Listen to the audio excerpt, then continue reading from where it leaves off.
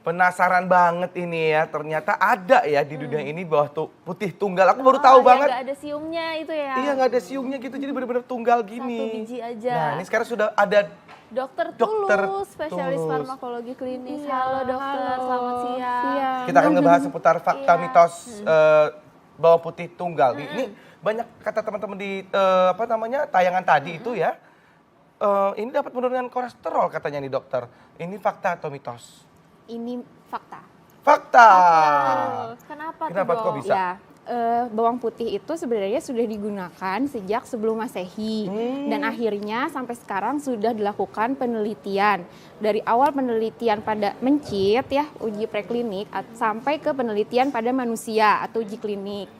Nah, ternyata penelitian pada manusia dapat menurunkan kolesterol total terutama atau kolesterol LDL yang kalau misalnya orang awam kenal tuh kolesterol jahat katanya. Tapi sebenarnya lebih banyak mengarah ke kolesterol total menurunkannya. Dari penelitian ini bahkan tahun 2016. Jadi penelitian ini baru dia dapat menurunkan kolesterol 13% pada pria dan 10% pada wanita. Bagus banget. Begitu. Iya. Pada pria malah 13% ya? Iya. Oke. Oke, ini seru banget nih. Tapi kita ada tayangan dulu berikut ini. Jangan kemana-mana, tetap di Ayo Hidup Sehat.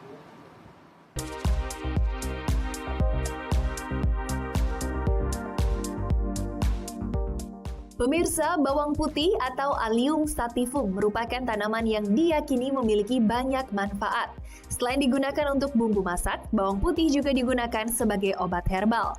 Salah satu kandungan bawang putih paling populer adalah senyawa sulfur yang berfungsi untuk mempertahankan stamina pada tubuh. Maka tak heran jika bawang putih telah digunakan oleh bangsa Mesir kuno sejak 7.000 tahun lalu. Pemanfaatan bawang putih pertama yang tercatat dalam sejarah terjadi kurang lebih 5.000 tahun lalu di Asia Tengah. Dari Asia Tengah, bawang putih menyebar ke daerah Laut Tengah dan negara-negara di sekitarnya. Bangsa Sumeria sudah menggunakan bawang putih sebagai bahan untuk pembuatan obat-obatan sejak tahun 2600 sebelum Masehi. Diikuti oleh bangsa Rusia yang kerap menjadikan bawang putih sebagai pengganti antibiotik. Sedangkan orang Yunani dan Romawi kerap menggunakan bawang putih untuk mengobati asma dan kista. Di Asia, bangsa Tiongkok adalah bangsa yang mempelopori penggunaan bawang putih dalam dunia pengobatan. Dalam dunia kedokteran tradisional Cina sendiri, bawang putih merupakan bahan obat-obatan yang harus tersedia. Nah, ketika jalur perdagangan Tiongkok dengan bangsa-bangsa Melayu dibuka, bawang putih masuk ke Indonesia, dibawa oleh para saudagar Cina sebagai komoditas pertanian yang diperjualbelikan secara bebas. Hingga saat ini, Tiongkok tetap menjadi negara penghasil bawang putih terbesar di dunia, dengan total produksi mencapai 80% dari total kebutuhan pasar dunia. Itulah tadi sepenggal kisah tentang sejarah bawang putih. Sebagai bumbu masak, bawang putih sudah terbukti. Lantas bagaimana jika dijadikan obat? Benarkah bermanfaat?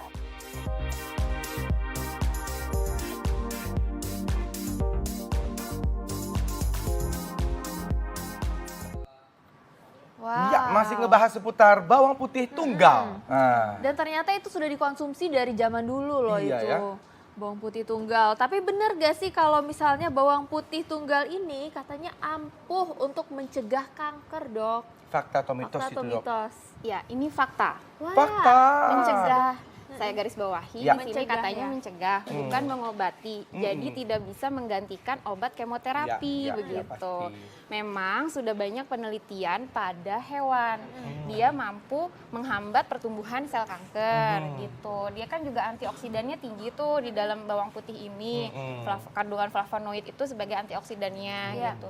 Zatnya namanya alanin yang mampu tadi membunuh sel kanker, tapi dalam penelitiannya di preklinik gitu. Jadi masih pada